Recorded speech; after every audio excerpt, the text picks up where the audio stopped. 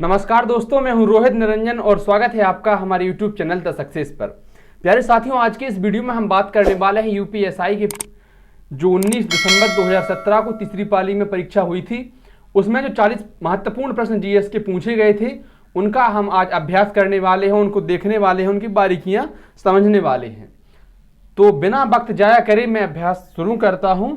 और ये जो पहला प्रश्न अब आपके सामने है, इसमें हमसे कहा जा रहा है कि बताइए भाई, महिलाओं के खिलाफ हिंसा उन्मूलन के लिए अंतर्राष्ट्रीय दिवस DEVW दुनिया भर में हर साल कब मनाया जाता है?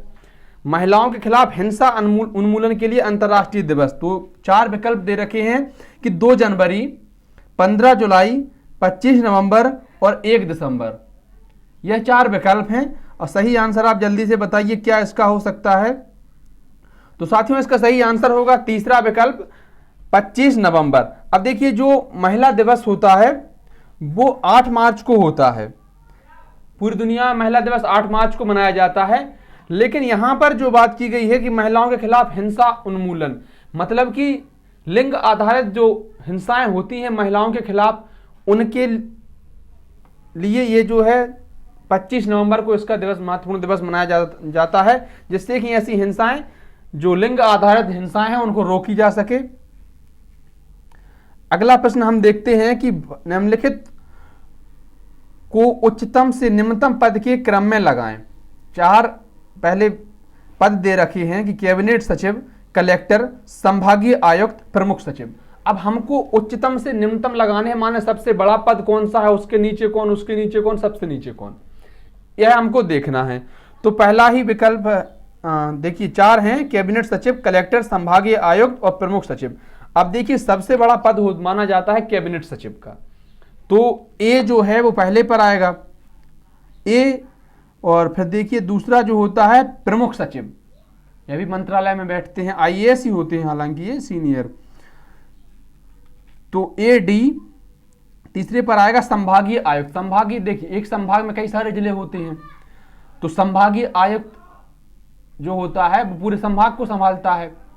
तो तीसरे पर आएगा C, संभागीय आयुक्त। और जो कलेक्टर होता है, जो जिलाधीश होता है, वो इन सब में छोटा पद होता है, इसलिए वो चौथे पर आएगा। तो इसका सही आंसर होगा चौथा ही विकल्प, ADCB।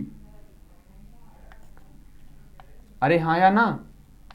तो फिर आगे देखें कि भारतीय वायुसेना का वह एकमात्र अधिकारी कौन है जिसे फील्ड मार्शल की पदवी के बराबर 5 सितारा श्रेणी पद पर पदोन्नत किया गया। यूपीएसआई में पूछे गए प्रश्न हैं ये मोस्ट प्रश्न नहीं है, लेकिन जो यूपीएसआई में पूछे हैं वो हैं कि पेपर बनाने वाला उसकी नजर कहां कहां तक जाती है, उसकी दृष्टि कहां कहां तक है। तो इसमें 4 विकल्प हैं, अरूप राहा, अर्जन सिंह, दिलबाग सिंह और मोहन राणा। तो भाई इसका सही विकल्प हो जाना है अर्जन सिंह। अर्जन सिंह ही वह एकमात्र अधिकारी हैं कि जिनको फील्ड मार्शल के बराबर की पदवी 5 सितारा श्रेणी पर पदोन्नत या प्रमोशन दिया गया था। आगे देखिए कि भगत सिंह और उनके मित्रों को किस मामले में गिरफ्तार किया गया था। भाई भगत सिंह और उनके मित्रों को किस मामले में गिरफ्तार किया गया था? सेंट्रल असेंबली बम कांड, डलहौजी स्क्वायर बम कांड, कैक्सटन हॉल में गोली चलाना, अंग्रेजी अफसर जैक्सन की को गोली मारना। 4 विकल्प हैं, बताना है कि भगत सिंह जी को, शहीद भगत सिंह जी को किस कांड में गिरफ्तार किया गया था या किस मामले में गिरफ्तार किया गया था। तो इसका सही आंसर होगा कि सेंट्रल असेंबली बम कांड, इसके अंतर्गत उनको गिरफ्तार किया गया था। चलिए अगला प्रश्न देखिए कि 1973 में किस मामले में सुप्रीम कोर्ट ने अपने पिछले फैसले को दुरुस्त किया और कहा कि प्रस्तावना संविधान का एक हिस्सा है। सुप्रीम कोर्ट अपना ही फैसला बदल सकती है, वही यहां पर हुआ था, लेकिन बदला कब जा सकता है? जब जैसे पिछला फैसला मान लीजिए 5 जजों की बेंच ने दिया हो, अगला फैसला 5 से ज्यादा जजों की बेंच दे, तब तो उस फैसले को बदला जा सकता है। और इस केस में ही सबसे ज्यादा जजों वाली बेंच बैठी थी, 13 जजों वाली। तो ये केस था जो है, 4 विकल्प हैं कि बेरुबारी संघ बनाम अज्ञात, केशवानंद भारती बनाम केरल राज्य, People's Union for Civil Liberties बनाम भारत संघ या कॉमन कॉज बनाम भारत संघ। तो भाई इसका आंसर हो जाना है केशवानंद भारती बनाम केरल राज्य। इसमें ही संविधान ने कहा, माफ करिए, सुप्रीम कोर्ट ने कहा कि प्रस्तावना जो है वो संविधान का ही अंग है। अगर प्रस्तावना संविधान का अंग है तो इसमें संशोधन भी किया जा सकता है। मुद्दे की बात यह है कि इस फैसले को 13 जजों की बेंच ने सुनाया था, जो कि सबसे बड़ी बेंच थी। अगला प्रश्न देखते हैं कि भूकंप की तीव्रता मापने का पैमाना क्या है। जो भूकंप आता है उसकी तीव्रता मापने का पैमाना क्या है? रिएक्टर स्केल, मोनोमीटर, मरकाली स्केल या बर्नौली स्केल। तो भाई इसका सही आंसर हो जाना है रिएक्टर स्केल। हम अक्सर खबरों में पढ़ते हैं, न्यूज चैनल पर देखते हैं कि रिएक्टर स्केल पर भूकंप की तीव्रता 4.3 दर्ज की गई। तो इसका जो पैमाना होगा वो होगा रिएक्टर स्केल। और चार्ल्स एफ रिएक्टर ने 1935 में इसको जो है विकसित किया था। अगर बात करें भूकंप मापने वाले यंत्र की तो वो होता है सीस्मोग्राफ। और भूकंप का अध्ययन किसके अंतर्गत किया जाता है? तो उसको कहते हैं हम सीस्मोलॉजी। तो अगला प्रश्न देखिए साथियों, इस प्रश्न में हमसे कहा जा रहा है कि भारत के संविधान में उल्लिखित निम्न में से कौन सा अधिकार मानव अधिकारों की सार्वभौम घोषणा में उल्लिखित नहीं है? दो कथन है, ए समान नागरिक संहिता और जंगलों का संरक्षण, सुधार और सुरक्षा। चलिए बताइए, ए और बी दोनों नहीं, केवल बी, ए और बी दोनों या केवल ए? तो इसका जो सही आंसर होगा वो होगा ए और बी दोनों। अगला प्रश्न देखिए कि निम्नलिखित में से किस देश ने वर्ष 2016 में अपनी मानव युक्त अंतरिक्ष उड़ान सेनाजो 11 को लॉन्च किया? अंतरिक्ष में मानव युक्त जो उड़ान थी वो किसने लॉन्च की? ये सेनाजो 11। तो उत्तरी कोरिया, चीन, फिलीपींस, जापान। तो भाई इसका सही आंसर होगा चीन। निम्नलिखित में से कौन सा, अगला प्रश्न है, निम्नलिखित में से कौन सा संघ सूची का एक हिस्सा है? संघ सूची, राज्य सूची, समवर्ती सूची। क्या होती है ये तीनों चीजें? संघ सूची दोस्तों वो होती है जिस पर कानून केंद्र सरकार बनाती है, राज्य सूची वो होती है जिस पर कानून राज्य सरकार बनाती है, और समवर्ती सूची वो होती है जिस पर कानून बनाने की क्षमता दोनों के पास होती है। मुद्दे की बात यह होती है कि अगर टकराव की स्थिति हो तो केंद्र द्वारा बनाए गए कानून लागू होते हैं। तो इस प्रश्न में कहा गया है कि निम्नलिखित में से कौन सा संघ सूची का हिस्सा है? खाद्य पदार्थों का अपमिश्रण, कानूनी चिकित्सा और अन्य व्यवसाय, ट्रेड यूनियन, औद्योगिक और श्रम विवाद, और चौथा विकल्प है कि औद्योगिक संघ के कर्मचारियों से संबंधित विवाद। तो इसका सही आंसर होगा कानूनी चिकित्सा और अन्य व्यवसाय। ये जो है संघ सूची का मुद्दा है। आगे देखिए कि भारत सरकार ने पशु चिकित्सा के उपयोग में डाइक्लोफेनाक दवा पर प्रतिबंध लगा दिया है, जिसकी वजह से भारतीय उपमहाद्वीप में खालिस्तान की संख्या में तेजी से गिरावट आई है। एक दवा है जिसका नाम है डाइक्लोफेनाक, और ये जानवरों में इसका उपयोग होता है। तो इस पर सरकार ने बैन लगा दिया है। कारण क्या है? कौन से जानवरों की संख्या में गिरावट आई है, कौन से जानवर इससे मर रहे हैं? तो इसका जो 4 विकल्प हैं, गिद्ध, बाघ, मोर, गौरैया। सही विकल्प हो जाना है भाई गिद्ध। जानवरों को जो मर जाते हैं उनको जब गिद्ध खाते हैं तो उनके किडनी फेल हो जाती है या कुछ और उनके पेट में समस्याएं होती हैं इस दवाई से, जिससे कि गिद्धों की संख्या में निरंतर गिरावट आ रही है। और इस हिसाब से फिर सरकार ने इस दवा को बैन कर दिया है। इस दवा का उपयोग मैं आपको बताऊं कि जैसे भैंस हो या गाय हो, क्या होता है कि जब उसका बच्चा मर जाता है तो वो दूध नहीं देती है। अब उसके आंचल में दूध तो है, लेकिन दूध निकालने की प्रक्रिया क्या होती है कि पहले बच्चा उसका दूध पीता है, उसके बाद दूध उतर आता है और हम आराम से निकाल लेते हैं। लेकिन जब वो बच्चा मर जाता है किसी कारणवश छोटे में ही, तो वो भैंस या गाय दूध नहीं देती है, तो इंजेक्शन लगा दिया जाता है जिससे कि उसके आंचल में दूध उतर आता है और फिर बड़े आराम से निकाल लेते हैं। यह दूध इंसानों के लिए भी हानिकारक होता है, उस पशु के लिए भी हानिकारक होता है जिसको हमने इंजेक्शन दिया है या दवाई दी है। इसके अलावा अगर वो जानवर मर जाता है, उसका मांस जब गिद्ध खाते हैं तो फिर वो उसके लिए भी हानिकारक होना है। तो भाई इसलिए सरकार ने इसको क्या कर दिया है, इसको बैन कर दिया है। बोलो हाँ। फिर अगला प्रश्न देखें कि स्वचालित वर्षा सेंसर खालिस्तान के सिद्धांत पर काम करते हैं। 4 विकल्प हैं, कुल आंतरिक प्रतिबिंब, व्यवधान, बिखराव, अपवर्तन। इन चारों में से क्या सही होना है भाई? तो इसका सही आंसर होना है कुल आंतरिक प्रतिबिंब। यह पहला ही प्रश्न सही हो जाएगा।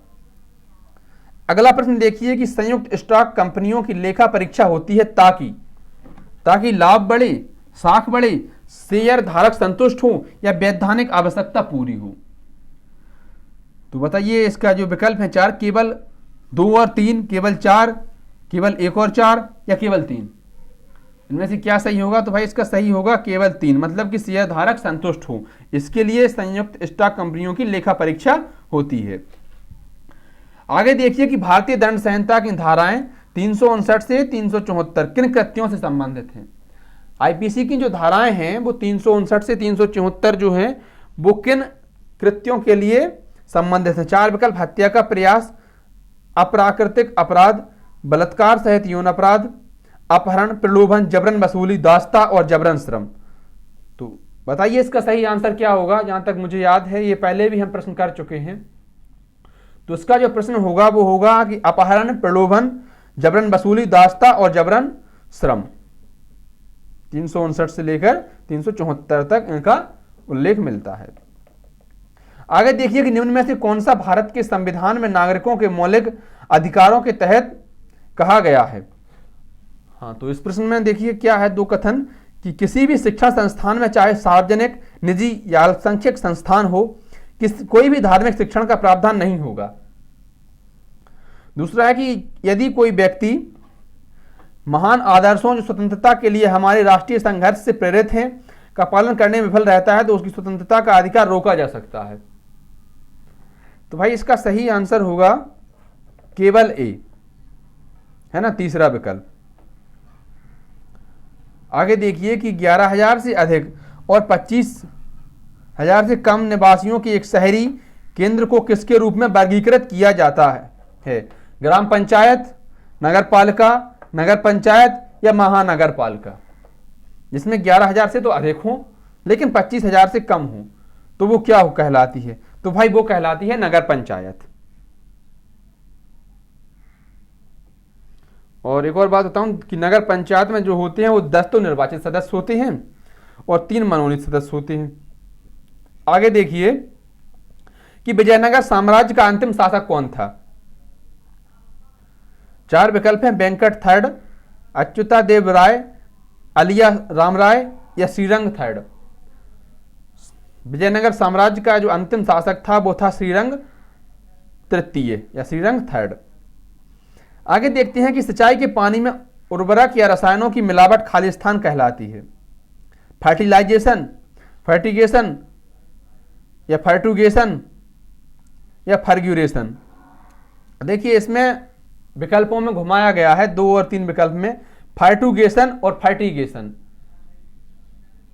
अक्सर परीक्षा में जो परीक्षा का दबाव होता है वहां जो जल्दी करने की जो समय कम रहता है, जल्दी करने की जो है दबाव होता है, तो ऐसे में सामान्यतः ऑप्शन गलत हो जाता है। इसलिए इस दबाव से उबरकर ध्यान से देखना है और इसका सही आंसर होगा तीसरा विकल्प फर्टिगेशन।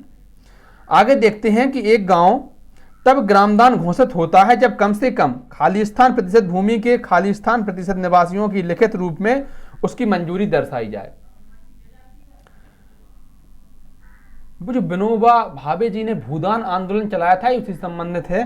तो इसमें देखिए 75 और 100%, 51 और 75%, 25 और 50%, 25 और 75%। तो भाई ये तब ग्रामदान घोषित होगा जब कम से कम 51% भूमि के 75% निवासियों द्वारा निम्नलिखित रूप से उसकी मंजूरी दे दी जाए। तो भाई इसका सही आंसर होगा दूसरा 51 और 75।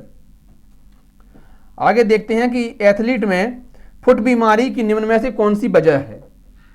4 विकल्प हैं: राइनो वायरस, ऑर्थोमैक्सियो वायरस, ट्राइकोफटाइन या वेरिब्रियो कोलेरक। ये जो 4 विकल्प हैं इनका सही आंसर जो होगा वो होगा ट्राइकोफटाइन, जिसकी वजह से एथलीटों में फुट बीमारी की समस्या आती है। आगे देखते हैं कि सुप्रीम कोर्ट ने किस कंपनी के खिलाफ उसकी एक कैंसर दवा की पेटेंट याचिका खारिज करते हुए यह फैसला लिया जिससे जीवन के लिए खतरनाक बीमारियों के लिए सस्ती दवाओं की उपलब्धता को बल मिला? सन फार्मा, सिप्ला, रेनबैक्सी या नोर्वाटिस। तो ये तो नोर्वाटिस है, बड़ा प्रचलित ये केस हुआ था। सुप्रीम कोर्ट ने इस पर जो है जजमेंट दिया था, है ना। आगे देखते हैं कि खालिस्तान सूचना प्रौद्योगिकी आईटी नेटवर्क पर भेजे गए डाटा का एक असतत खंड है। देखिए, पैकेट, प्रोग्राम, बिट या रजिस्टर। तो इसका जो सही आंसर होगा क्या होना चाहिए, पहले आप ही बता दीजिए। जी, इसका सही आंसर होगा पैकेट। आगे देखिए कि निम्नलिखित में से माफ करिए निम्नलिखित संवैधानिक निकायों में से किसके पास कानून बनाने के मामले में सबसे कम अधिकार हैं? विधान परिषद, लोकसभा, राज्यों की परिषद या विधानसभा। ये 4 विकल्प हैं। कानून संसद ही बनाती है, तो किसको सबसे कम कानून बनाने के अधिकार हैं? और इसका सही आंसर होगा तीसरा विकल्प, राज्यों की परिषद। अगला प्रश्न आपके जो सामने है, इसमें हमसे कहा जा रहा है कि बताना भाई, यदि एक नागरिक के लिए सूचना का अधिकार मतलब कि आरटीआई अधिनियम के तहत पहली अपील और दूसरी अपील के उपाय का इस्तेमाल समाप्त हो जाता है तो वह संविधान के अनुच्छेद खालिस्तान के तहत उच्च न्यायालय में जा सकता है। अनुच्छेद 226, अनुच्छेद 74, अनुच्छेद 184, अनुच्छेद 30। तो इसका सही आंसर होना है भाई अनुच्छेद 226। आगे देखिए, एक यातायात से संबंधित एक निशान बना हुआ है। इसमें हमसे कहा जा रहा है कि इस यातायात संकेत का क्या मतलब है भाई। हम जब रोड पर जाते हैं तो बहुत सारे किनारे पर कुछ सिंबल बने होते हैं, लगे होते हैं, तो उनको समझकर, जैसे कि आगे स्कूल है, आगे अस्पताल है, आगे पेट्रोल पंप है, आगे रास्ता जो है अंधी मोड़ है, आगे सकरा पुल है, या फिर जो भी उसकी गाइडलाइन होती है वो हमको मिल जाती है। तो ये जो एक निशान है, इसको बताइए कि इसका क्या मतलब है। बाईं ओर रहें, आगे रास्ता नहीं है वापस जाएं, दाईं ओर खड़ी ढलान है, या दाईं ओर रहें। तो इसका जो सही अर्थ होगा वो होगा दाईं ओर रहें। अगला प्रश्न हम देखें कि निम्नलिखित समझौतों या सहमति पत्रों में से किसके लिए कैबिनेट की मंजूरी की आवश्यकता नहीं है? सांस्कृतिक समझौते, विज्ञान और प्रौद्योगिकी समझौते या विदेशी सहायता समझौते। इनमें से किसके लिए कैबिनेट की मंजूरी की आवश्यकता नहीं है? ए, बी और सी तीनों के लिए, ए और बी और सी या केवल ए? तो इसका जो सही विकल्प होगा वो ए, बी और सी तीनों ही सही हो जाएंगे। आगे देखिए कि धौलागिरी शिखर का दूसरा नाम क्या है। धौलागिरी एक पर्वत श्रृंखला है जिसका दूसरा नाम पूछा गया है कि दक्षिण शिखर, पश्चिम शिखर, श्वेत पर्वत या परमानंद दायनी देवी। तो भाई इसका सही आंसर हो जाना है श्वेत पर्वत, तीसरा विकल्प। उत्तर प्रदेश दरोगा परीक्षा में कहां कहां से प्रश्न उन्होंने पूछे हैं उनको हम समझ रहे हैं, उनको हम देख रहे हैं कि परीक्षा बनाने वाले का दिमाग कहां कहां तक जाता है। ध्यान रखें कि परीक्षा जो होगी वो हमको फेल करने के लिए बनाई जा रही है, ना कि पास करने के लिए। तो जितनी बारीकियां वो परीक्षा बनाने के लिए ढूंढ सकते हैं, उतनी से ज्यादा बारीकियां हमको पढ़ने में ढूंढनी पड़ेगी। उनसे एक कदम आगे रहेंगे तभी कंधे पर 2 सितारे लगेंगे। अगला प्रश्न यह है कि भारत में वर्ष 2030 तक ओजोन परत को हानि पहुंचाने वाली एक ग्रीन हाउस गैस को समाप्त करने की योजना बनाई है, उस गैस का नाम बताइए। 4 विकल्प हैं, क्लोरोफ्लोरोकार्बन CFC, या फिर carbon dioxide CO2, hydrofluorocarbon HFC-23 या मीथेन CH4। तो इसका सही विकल्प बताइए क्या होगा। इसका सही विकल्प होना है भाई हाइड्रोफ्लोरोकार्बन HFC-23। आगे देखते हैं कि खालिस्तान के इस्तेमाल को समाप्त करने के लिए भारत ने एक वैश्विक संधि मीनमाता सम्मेलन पर हस्ताक्षर किए हैं। तो किसके इस्तेमाल को समाप्त करने के लिए किए भाई? कार्बन, क्लोरोफ्लोरोकार्बन, सीसा या पारा। तो इसका जो सही आंसर होगा वो होगा हमारा चौथा विकल्प, पारा, जिसके उपयोग के लिए सरकार ने मीनमाता नामक संधि पर हस्ताक्षर किए हैं। आगे देखिए भाई कि Bharat aluminium company limited Balco में से सरकार की हिस्सेदारी के विनिवेश के खिलाफ दायर जनहित याचिका एक ऐतिहासिक जनहित याचिका मामला माना जाता है, क्योंकि इसके नतीजे में क्या हुआ कि भविष्य के सभी विनिवेश अदालतों द्वारा निर्धारित प्रक्रिया के रूप में आयोजित किए जा रहे हैं। सरकारी विनिवेश नीति में परिवर्तन, सरकार ने बहुराष्ट्रीय कंपनियों के लिए सार्वजनिक क्षेत्र के उपक्रमों को बेचने की इजाजत दी। अदालत ने यह कहा कि सरकार के आर्थिक फैसले को चुनौती देना अदालत के दायरे में नहीं आता है। तो जो इसका सही आंसर होगा वो चौथा ही विकल्प होगा कि सरकार के आर्थिक फैसले को चुनौती देना यह अदालत के दायरे में नहीं आता है। सरकार जो भी आर्थिक फैसले लेती है वो अदालत के दायरे में नहीं आती हैं, वो न्यायालय में परिवर्तनीय नहीं होती हैं, ऐसा कोर्ट ने माना है।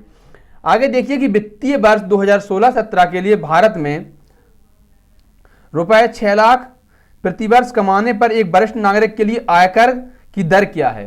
जो वरिष्ठ नागरिक होते हैं मतलब कि 60 साल से ऊपर, यदि वो प्रतिवर्ष 6 लाख से ऊपर कमाते हैं तो उनको कितना टैक्स देना होगा, 30%, 20%, 10% या 25%। तो भाई इसका सही आंसर होगा जो होगा 20%, दूसरा विकल्प। मजा आ रहा है प्रश्नों में। चलिए फिर, निम्नलिखित बयानों में से कौन सा राज्य के नीति निर्देशक सिद्धांतों के संबंध में सही है या है, मतलब एक या दोनों। निर्देशक सिद्धांतों और मौलिक अधिकारों के बीच टकराव के मामले में निर्देशक सिद्धांतों का अदालत में वर्चस्व होगा। दूसरा विकल्प यह है कि मौलिक अधिकार असीम नहीं है और नागरिक उचित प्रबंधों के अधीन हैं। निर्देशक सिद्धांत किसी भी संवैधानिक सीमाओं के अधीन हैं। तो 4 विकल्प हैं कि केवल बी सही है, ए और बी दोनों, केवल ए और बी दोनों ही नहीं। तो इसका सही जो होगा वो होगा केवल बी, जो दूसरा कथन है वही सही माना है। आगे देखिए कि निम्नलिखित में से कौन सा संघ द्वारा लगाया जाता है लेकिन राज्य द्वारा एकत्रित और विनियोजित किया जाता है। भू राजस्व कर, आयकर पर अधिभार, रेलवे या मुद्रा शुल्क। ये जो 4 विकल्प दे रखे हैं इनमें से हमको बताना है कौन सा संघ द्वारा लगाया जाता है और राज्य द्वारा एकत्रित किया जाता है। तो इसका सही आंसर होना है भाई चौथा विकल्प, मुद्रा कर। मुद्रा कर जो होगा वो हमारा सही आंसर हो जाएगा। प्रश्न हम देखते हैं कि अनुसूचित क्षेत्रों और अनुसूचित जनजातियों के प्रशासन और नियंत्रण का भारत संविधान की कौन सी अनुसूची में उल्लेख किया गया है। चौथी अनुसूची में, 6वीं अनुसूची में, 8वीं अनुसूची में या फिर भाई 5वीं अनुसूची में। तो इसका जो सही आंसर होगा वो होगा चौथा विकल्प, 5वीं अनुसूची में। आगे देखिए कि निम्न में से कौन सी संविधान सभा की एक समिति है जो जवाहरलाल नेहरू की अध्यक्षता में आयोजित नहीं हुई थी। मतलब कि ऐसी कौन सी समिति है जिसके अध्यक्ष जवाहरलाल नेहरू नहीं थे। संघ शक्तियों की समिति, संचालन समिति, राज्यों की समिति या संघ संविधान समिति। तो इसका सही आंसर होगा भाई दूसरा विकल्प, संचालन समिति। आगे देखते हैं कि उच्चतम न्यायालय के न्यायाधीश को शपथ कौन दिलाता है। यह भी प्रश्न पूछा गया था यूपीएससी परीक्षा में। राष्ट्रपति, उच्चतम न्यायालय के वरिष्ठ न्यायाधीश, मुख्य चुनाव आयुक्त या भारत के मुख्य न्यायाधीश। तो उच्चतम न्यायालय के न्यायाधीश को कौन शपथ दिलाता है भाई, इसका सही आंसर होगा राष्ट्रपति। सुप्रीम कोर्ट के न्यायाधीश को मतलब कि जज को शपथ दिलाते हैं भारत के माननीय राष्ट्रपति। आगे देखिए कि दल परिवर्तन के आधार पर अयोग्यता के प्रावधान को शामिल करती 10वीं अनुसूची संविधान के में किस साल जोड़ी गई थी।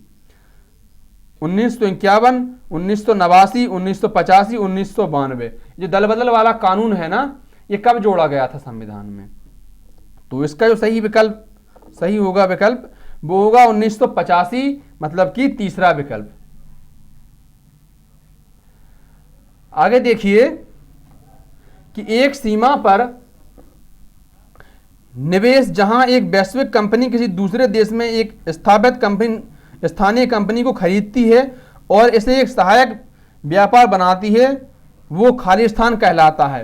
अंतर्राष्ट्रीय अधिग्रहण, अंतर्राष्ट्रीय बाजार, अंतर्राष्ट्रीय स्थापना या अंतर्राष्ट्रीय खरीद। तो भाई इसका जो सही होगा आंसर वो होगा पहला ही विकल्प, अंतर्राष्ट्रीय अधिग्रहण। आगे देखते हैं कि एक सीमा पर, माफ करिए यही प्रश्न 2 बार आ गया। चलिए आगे देखते हैं कि एक्सेल, MS एक्सेल जो है का फाइल एक्सटेंशन निम्नलिखित में से कौन सा है। .xlsx या .els, .exl या .exis। तो एक्सेल में जो फाइल बनती है उसका एक्सटेंशन पूछा गया है, तो ये होगा .xlsx। वर्ष 2015 काले धन पर अंकुश लगाने के उद्देश्य से भारत द्वारा कौन सा अधिनियम पारित किया गया था। तो काला धन वापस लाने के लिए कालाधन वो है जो देश के बाहर जमा है, तो उसको वापस लाने के लिए एक अधिनियम बना था। कौन सा अधिनियम पारित हुआ था 2015 में? कालाधन, अघोषित विदेशी आय संपत्ति और आयकर का अधिरोपण अधिनियम, या मनी लॉन्ड्रिंग अधिनियम, विदेशी मुद्रा प्रबंधन अधिनियम, या प्रतिभूतिकरण और वित्तीय अस्थियों के पुनर्निर्माण और प्रतिभूति हित प्रवर्तन अधिनियम।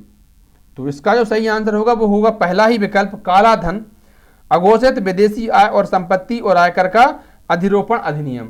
हालांकि ये बात अलग है कि कालाधन वापस तो आया नहीं है, और एक रिपोर्ट बताती है कि कालाधन विदेशों में या स्विस बैंक में और अधिक बढ़ गया है।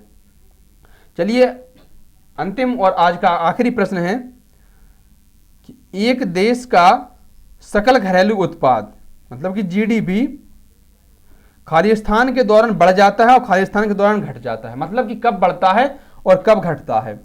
4 विकल्प हैं, तेजी और मंदी, अविस्फीति और प्रत्यस्फीति, मजबूत और कमजोर, या मंदी और तेजी। तो सीधी सीधी बात है कि तेजी और मंदी, मतलब कि तेजी के दौरान बढ़ जाता है, मंदी के दौरान घट जाता है। तो 19 दिसंबर 2017 को तीसरी पाली में हुई इस परीक्षा के 40 जो जीएस के प्रश्न थे उनका हमने अभ्यास किया। इसमें हमने एक चीज देखी कि संविधान से प्रश्न ज्यादा बने हैं। इसके अलावा समसामयिक में जो मुद्दे हैं, करंट की जो बातें हैं, उनसे भी बहुत अधिक प्रश्न बने हैं। इतिहास से, कंप्यूटर से, अर्थव्यवस्था से, अर्थशास्त्र से, और इसके अलावा भूगोल से ही प्रश्न पूछे गए हैं, साइंस से भी प्रश्न बने हैं। इसका मतलब यह है कि किसी भी टॉपिक को हम छोड़ नहीं सकते हैं, सभी को हमको पढ़ना होगा, सीधी सीधी बात है। प्यारे साथियों, मिलते हैं कल एक नई वीडियो के साथ, कुछ नई बातों के साथ। और अगर आपको वीडियो अच्छा लगा हो तो कमेंट करके हमें बताएं, वीडियो को शेयर करें, लाइक करें, और कोई कमी है तो वो भी हमको बताइए, जिससे कि हम उचित सुधार कर सकें। धन्यवाद प्यारे साथी।